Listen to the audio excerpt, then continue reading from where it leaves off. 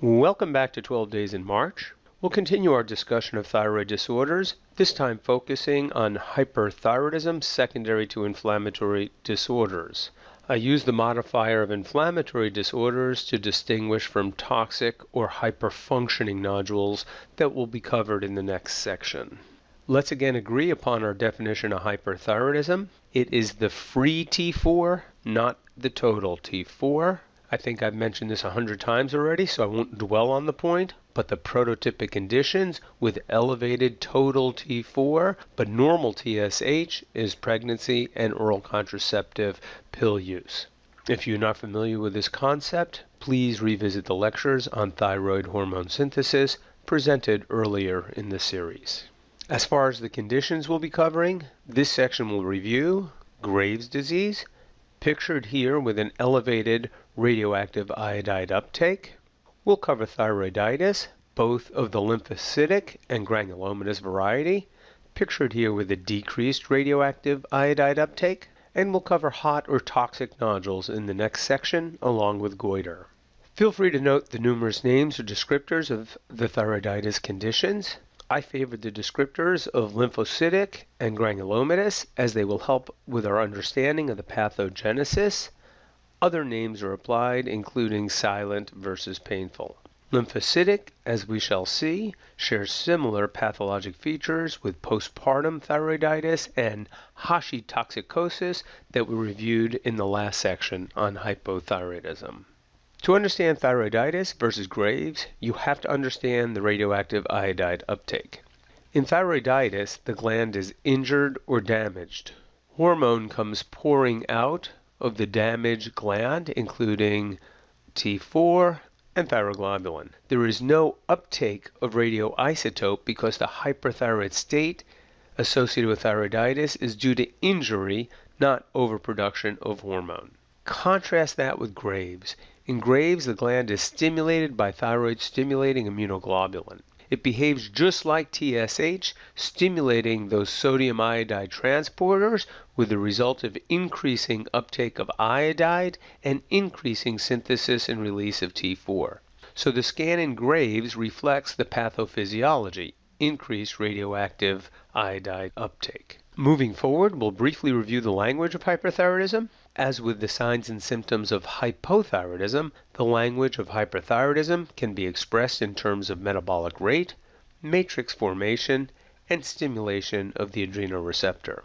There is little confusion regarding weight loss, anxiety, and heat intolerance. The excitement here is in the extracellular matrix formation. We'll review the mechanism shortly, but do note the ophthalmopathy is specific for Graves'. Please listen. When you're asked a question that includes proptosis or exophthalmos, they are telling you the patient has Graves'. Compare and contrast that with lid lag. Lid lag is a nonspecific finding noted in patients who are hyperthyroid from any cause. Be familiar with the difference between lid lag and ophthalmopathy. I did mention during our discussion of hypothyroidism that Graves' also has a dermatopathy described as pretibial myxedema. I'll describe that shortly, but don't get confused if a Graves' patient also includes a description of skin edema. Finally, palpitations and rhythm disturbance is a fun derivative concept with hyperthyroidism. Don't be surprised by a hyperthyroid question that degenerates into a question about atrial fibrillation. In terms of hormone dysregulation, recall that thyroid-stimulating immunoglobulin binds the thyrotropin receptor, resulting in the same outcome of TSH, that is, increased production of thyroid hormone. Unfortunately, since this is an autoantibody, it is not subject to negative feedback loops, thus stimulating unregulated production of hormone. So here is the classic laboratory pattern in a patient with primary hyperthyroidism. High free T4, low TSH. A surprising number of students struggle with the classes of hypersensitivity reactions. You need to put these reactions on your bulletin board at home. They aren't going away. Type 2 represents an immune response against fixed tissue antigen.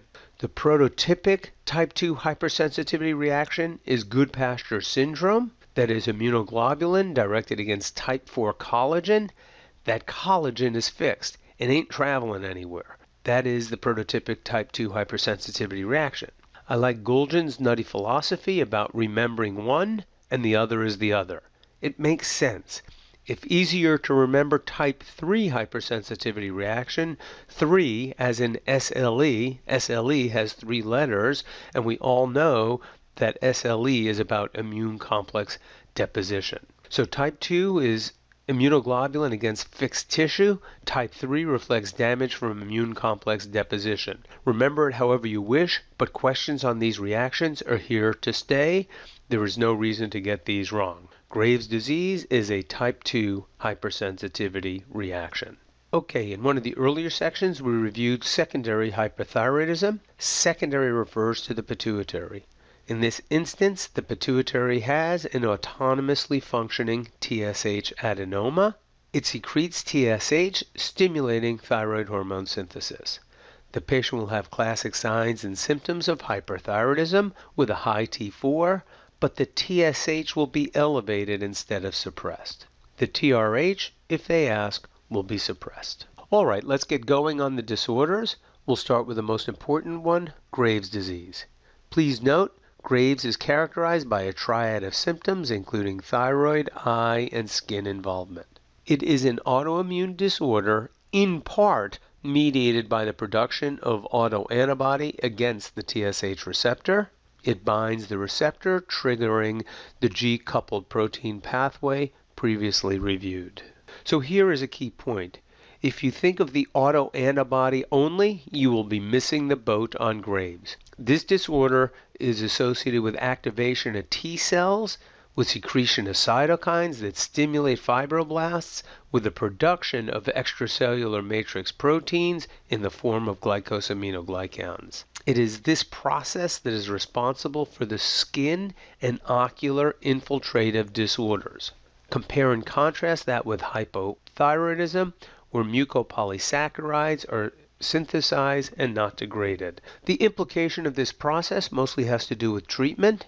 As we will discuss, the infiltrative ophthalmopathy is not typically treated with antithyroid medications. These interfere with thyroid peroxidase, not cytokines. To treat a cytokine-mediated process, you need anti-inflammatory medication. The mainstay of management for ophthalmopathy and Graves' disease is glucocorticoids.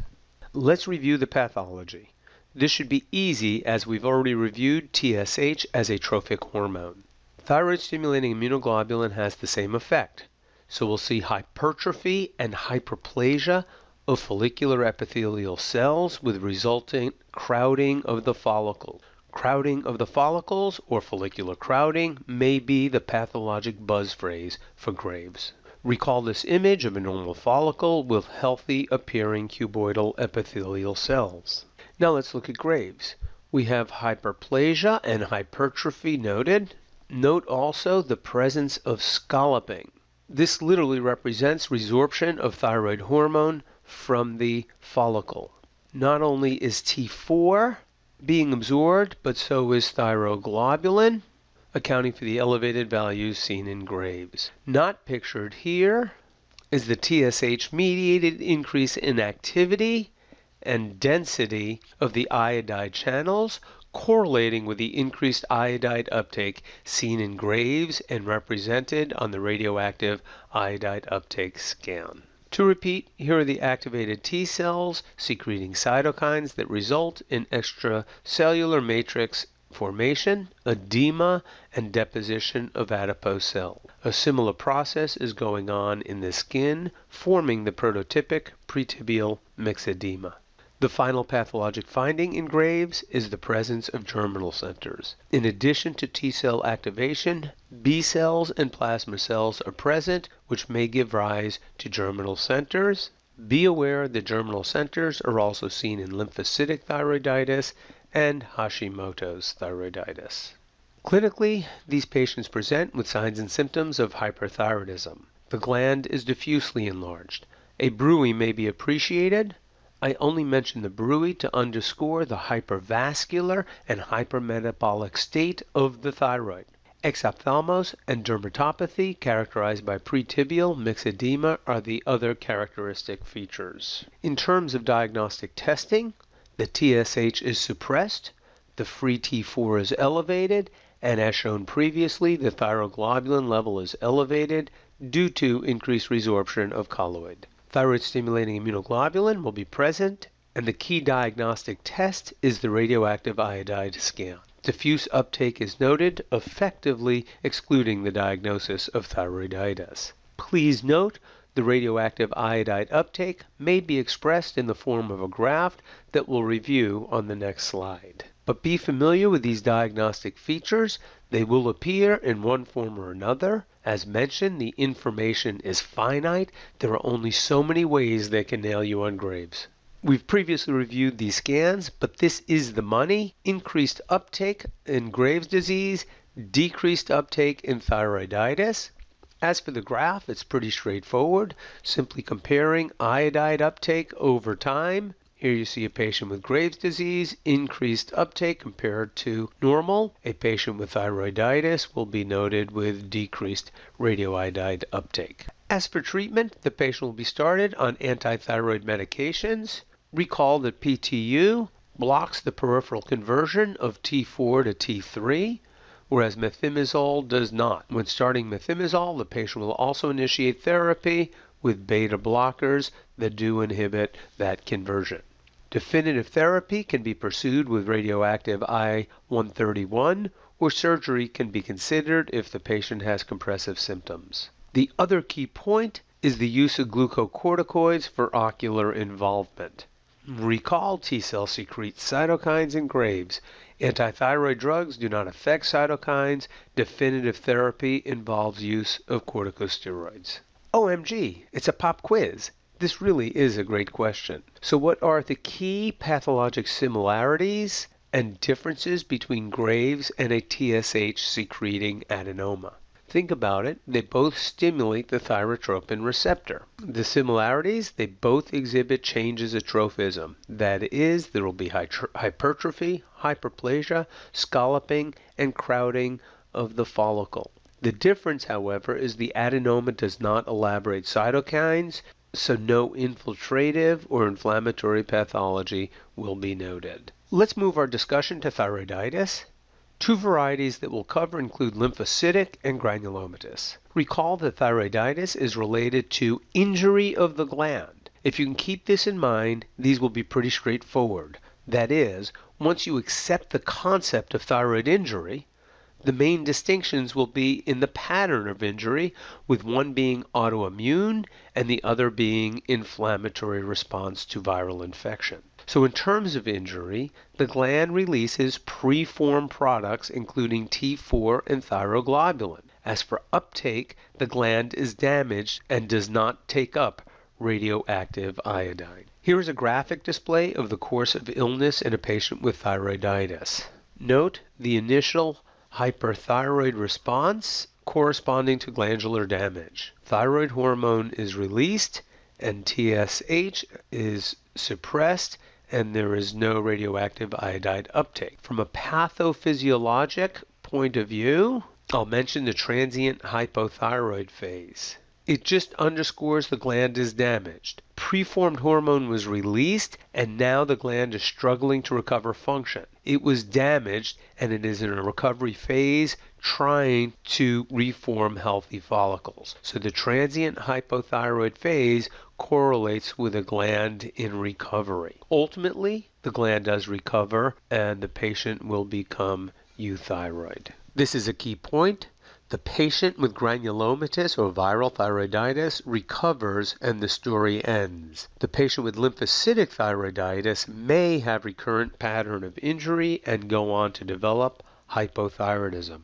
These patients are identified by the presence of autoantibodies. This becomes a key distinguishing feature that I'll cover in a couple of slides. So let's review the pathologic entities, starting with lymphocytic thyroiditis. Other than what we've already mentioned, I offer this disclaimer. It is a relatively indistinct entity. It is included as an autoimmune thyroid disorder that has overlapping features with Hashimoto's and postpartum thyroiditis. The NBME finds juicier material with Graves' and granulomatous thyroiditis. So in terms of background, lymphocytic thyroiditis presents as hyperthyroidism, but can progress to hypothyroidism.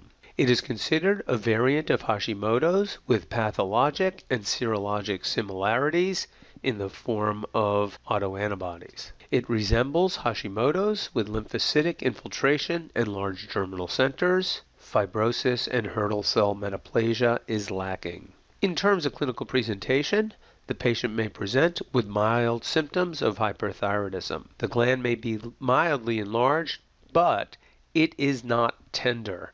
In fact, it is the glandular enlargement that leads to serologic testing in these patients more than the signs and symptoms. Diagnostically, they will have an elevated free T4 and suppressed TSH. The key diagnostic feature will be the presence of autoantibodies.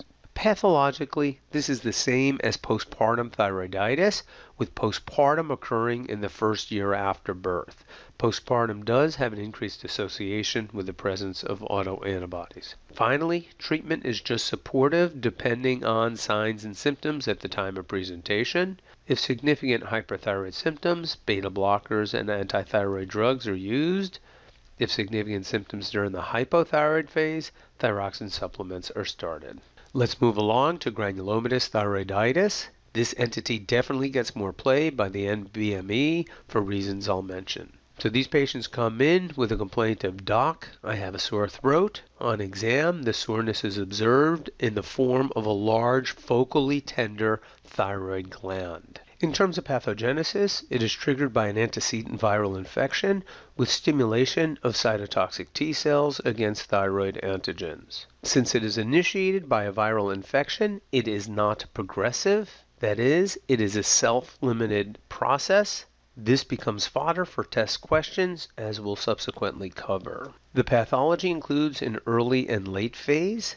I only mention the early phase to highlight the presence of infection and injury. However, it is the late phase that is the question target.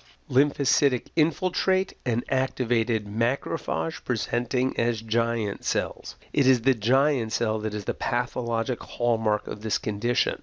If and when they describe a patient with a tender gland who is noted with hyperthyroidism and they mention the presence of giant cells, they are telling you the diagnosis. Now here is how they tie it in with the notion of progressive versus self-limited disease. They tell you there is a giant cell and ask the future course of the disease, or they present a patient and tell you they never have another problem. What was the probable pathology? It's the giant cell. You got that? They're little tricksters, but you are a lot smarter than they are. So here is the pathology again. Follicular atrophy, pretty nonspecific.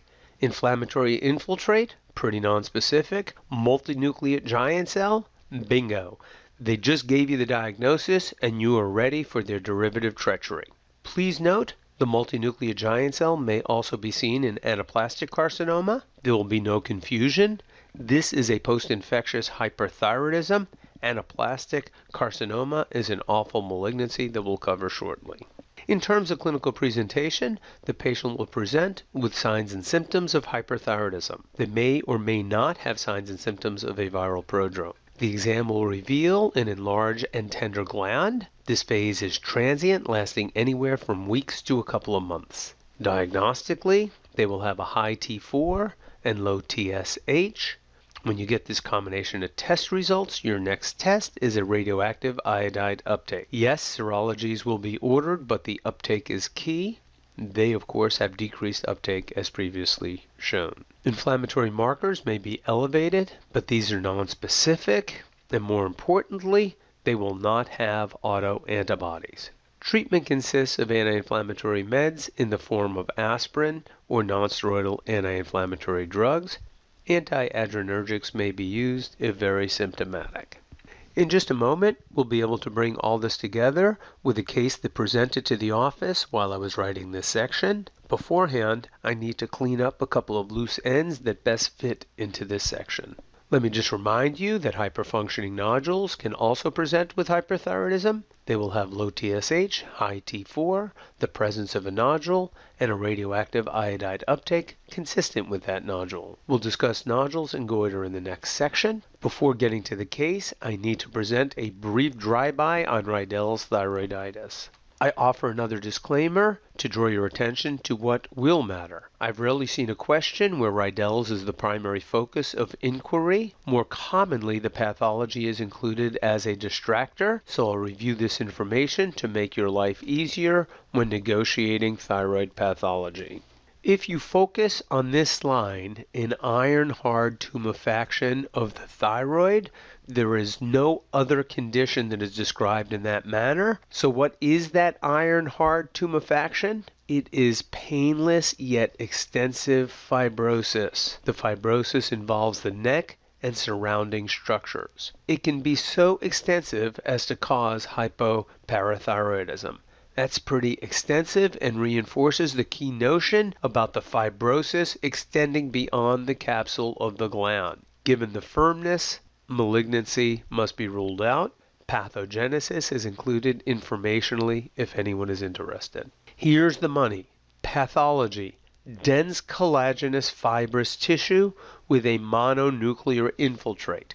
Don't forget the infiltrate. This is an inflammatory disorder. You shouldn't be confused if they describe lymphocytes, plasma cells, eosinophils, etc. So dense fibrous tissue is present, and that tissue extends beyond the capsule.